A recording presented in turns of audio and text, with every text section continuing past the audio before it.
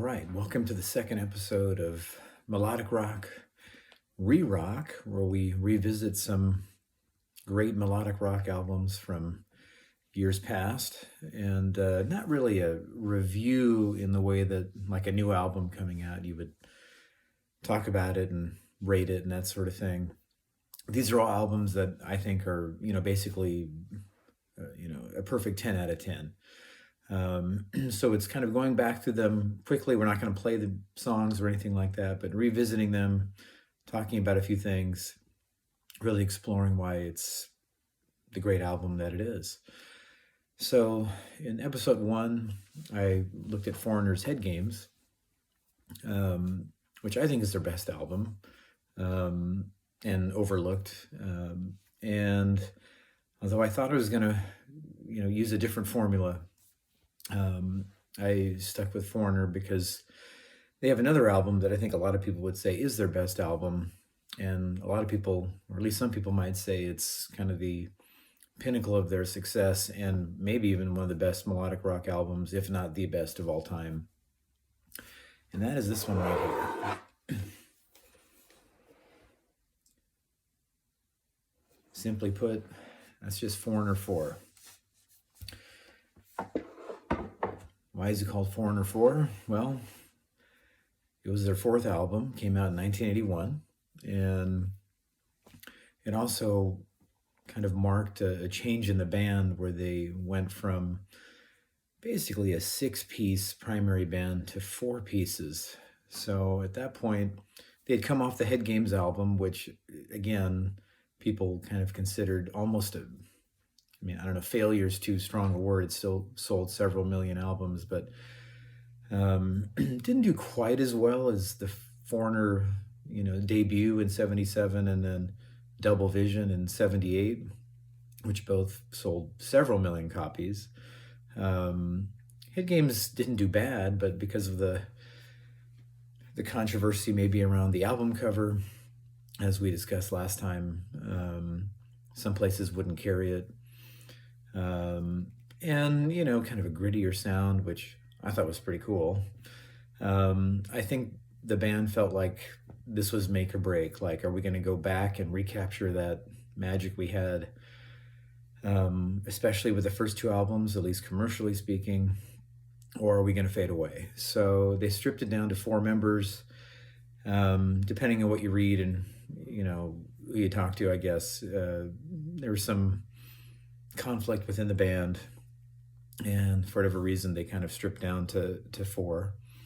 And of course that was Mick Jones, who's basically the founder and lead guitarist, primary songwriter, along with the other primary songwriter, Lou Gramm, best voice ever in rock.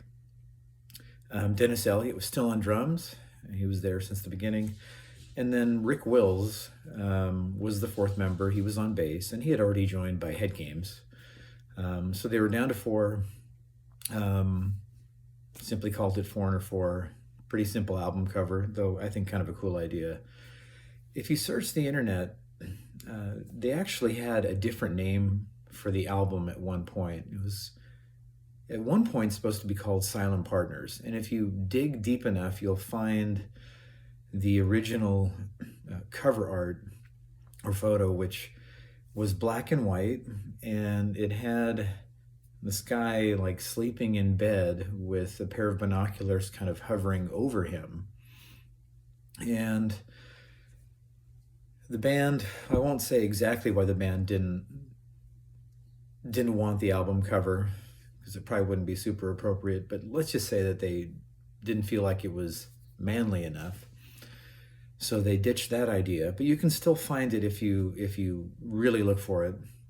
And they decided just to go with the 4, kind of the film reel tape as it's counting down, frozen on the 4, which, is simple and very straightforward. So in order to kind of make this masterpiece, or this comeback, so to speak, although again, I don't really think they needed to come back from anything, Mutt Lange was their producer, who a lot of you know is the producer for AC/DC and, of course, Def Leppard. He worked with Loverboy a few years after Foreigner 4. So, if you wanted like your massive rock album or melodic rock album, he was the guy you would go to.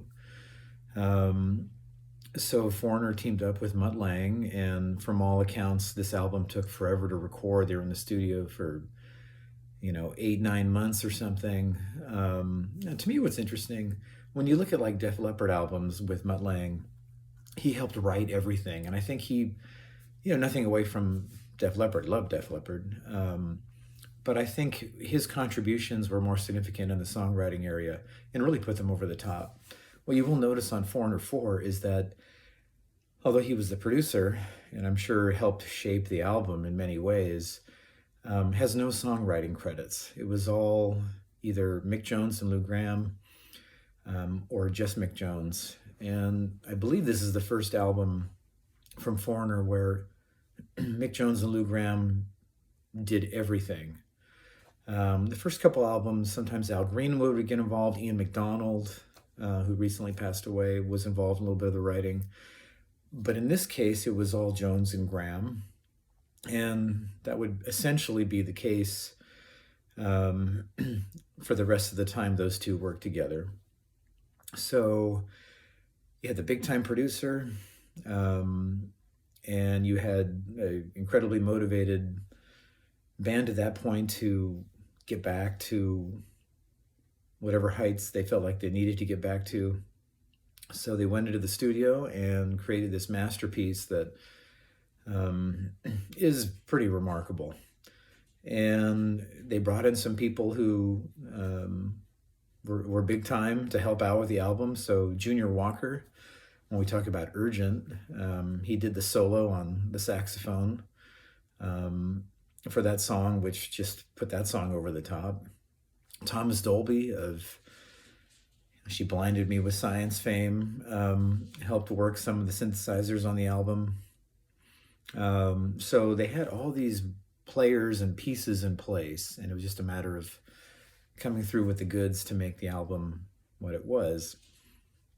So as you first start the album, side one, I mean, really Foreigner got into this groove with leading off albums with crazy good songs, just kind of in your face, just, not wasting any time. And you could argue that none were better than the first song on Foreigner 4, and that was Nightlife. What a kick butt song. It just, from the moment it starts, you're going to get something special. And this is written by Mick Jones and Lou Gramm. And, following Dirty White Boy, which led off the Head Games album, the next album, Agent Provocateur, leads off with Tooth and Nail, totally underrated Foreigner song. Same kind of thing. It just blows you away right from the beginning. And Nightlife is just, what an awesome song. Great solo in the middle. I can't imagine starting off an album with anything much better than Nightlife. Which then takes you to the second song, which is Jukebox Hero. Same kind of thing. I mean, really a legendary Foreigner song, a little bit harder. The limits of melodic hard rock, but an anthem for them, a fan favorite for sure. I mean, who doesn't know this song? And the story behind it, I mean, I've heard Mick Jones talk about it, that at one of the concerts, there was this boy trying to get into the concert, and they kind of sing about him in the song. And if memory serves me right, because Lou Gramm is credited first as the writer and the Mick Jones secondary, I want to say that Lou Gramm one time said that his initial conceptualization of the song was called One Guitar, which is a prominent line in the song, and then playing around with the tune with Mick Jones, it turned into Jukebox Hero. But that it started off as One Guitar. But just what an incredible song. I mean, the slow build with the verses, the just explosive kind of chorus with the Jukebox Hero and the background vocals. What a great lead guitar solo. I mean, Foreigner, it's interesting when you think about them when they did some of their harder stuff, they oftentimes didn't spend a lot of time doing a 2-minute guitar solo. In this one, it really does. It's like just a total jam. There's a lot of stuff going on, and Mick Jones really cuts loose. And for a lot of these albums, he would not have extended solos, and this one has a little bit more of that. But what a just great rocking song! I mean, I think anybody that listens to that, whether you've heard it 100 times or one time, just it's memorable. And then it goes into Break It Up, the third song on the album, which was written just by Mick Jones. What I love about this song, Foreigner was really good. They had some really hard rocking stuff. They obviously have some ballads. And they have this kind of middle ground tune where, like Love on the Telephone from Head Games, which I think is one of their best songs. This is along the same lines where it's not super hard, but it's definitely not a ballad. But it's this kind of perfect melodic rock song, where you have great lyrics. It's very catchy in that way. Great vocals again, but just great songwriting, great kind of middle of the road, Foreigner at its best. So when you think of Love on the Telephone, Break It Up for sure. There's another song Foreigner did a little bit later in their career. They released another greatest hits compilation in the early 90s called The Very Best and Beyond, which was basically a larger greatest hits album compared to their first greatest hits album, which was called Records, which came out after Foreigner 4, which obviously had not as many albums to choose from. The Very Best and Beyond, if you haven't seen that one, you can probably pick it up for $6 somewhere. They had more albums at that point, so there's more songs on that greatest hits compilation, but they had 3 new songs, and 2 of them I think are like right up there with any Foreigner song. One is called Soul Doctor, which is a little bit harder, and then one called Prisoner of Love, which reminds me of Break It Up, Love on the Telephone. Maybe their best example of that kind of middle of the road, not too hard, certainly not too light Foreigner song that's perfect melodic rock. Break It Up is along those same lines, I think. Just another fantastic song. The 4th song on the album, I think everybody knows this one, Waiting for a Girl Like You. It kind of held that distinction of being at number 2 for like 10 weeks, not making it to number 1, which was a then record. I believe because Olivia Newton-John's Physical was number 1 during that time period, and it couldn't quite crack the number 1 spot. But clearly could have easily been number 1 at almost any other time. And yes, it started this idea that Foreigner would have these ballads. Now, they actually had slower songs on their first couple of albums that weren't necessarily featured songs. Like I'm thinking You're All I Am on Double Vision. What a great song that is. You don't really hear about that. Some people say, oh, they became soft and this and that. Well, they always had a range of music, even early on. But Waiting for a Girl Like You, again, legend has it that while they were in the studio, this woman walked in that they, were, I guess, fascinated by or kind of wrote the lyrics about. Not sure if they ever figured out who that person was, but the song is great. Fantastic singing by Lou Gramm really, I think, elevates it to another level. The 5th song, Luanne, love that song because it's like if Foreigner came out a couple of decades earlier, that's what they would be. It's like, I don't know, 50s, 60s brand Foreigner. The guitar work is great. Again, very catchy. They would play this song in concert in the 80s at times. Not so much later on, but great little tune. And again, just kind of a look back to decades prior. Really, really catchy. Then the 6th song, which is also legendary for many reasons. I mean, I can't think of an 80s song that sounds quite like this one, and that's Urgent.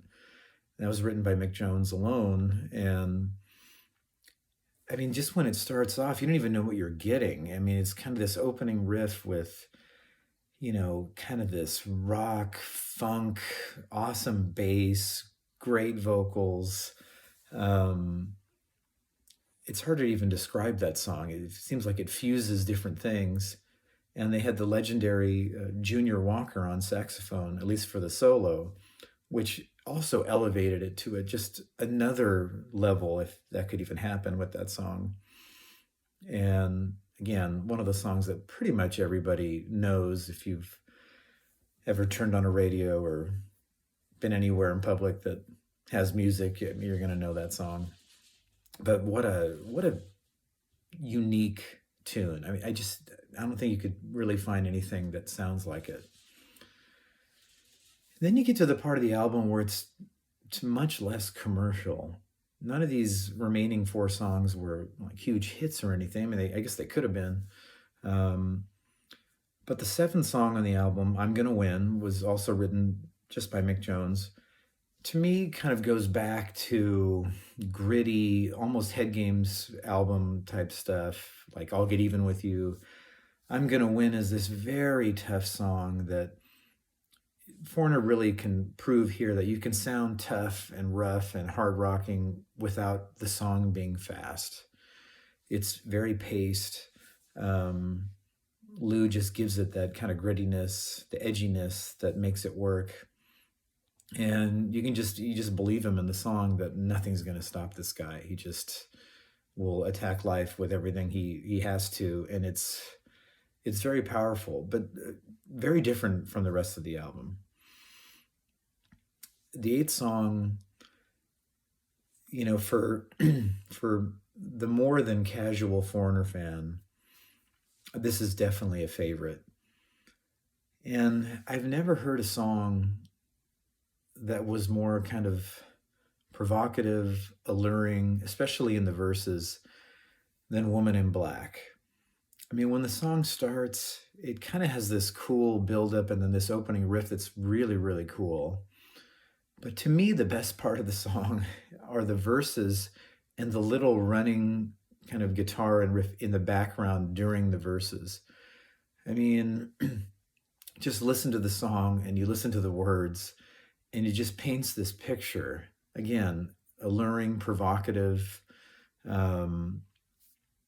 just fantastic. And I just love the way Lou Gramm sings these verses about, this strange woman in black that is, attracting him, and there's nothing he can really do about it. He's being sucked in 100%, and, I don't think he minds.